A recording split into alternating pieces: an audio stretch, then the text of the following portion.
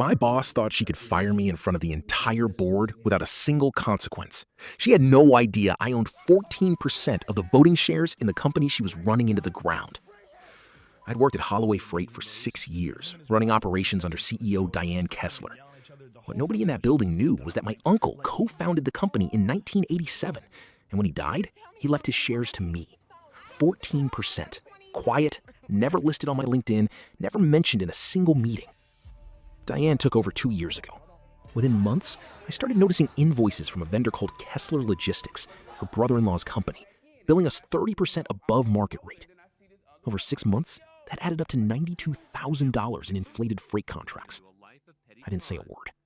I just copied every invoice, every approval email, every wire transfer confirmation, and saved it all to a drive she'd never find. Diane must have sensed I was getting close, because in June, she called an emergency meeting with HR Director Mark Felden and the full board present for quarterly review. Effective immediately, we're terminating your position, She said. Security will escort you to your desk to collect your things. Mark added. We appreciate your 6 years of service. I didn't argue.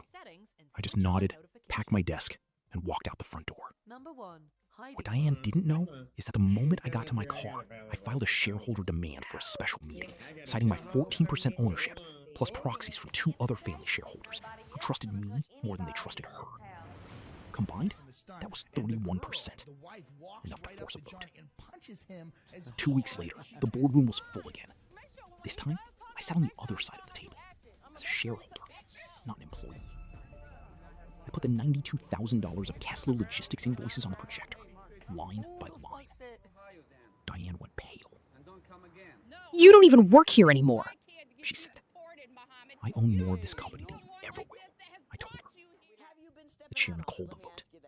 68% in favor of removing Diane Kessler as CEO, effective immediately. Security walked her out the same door she'd walked me through 2 weeks before. I didn't gloat.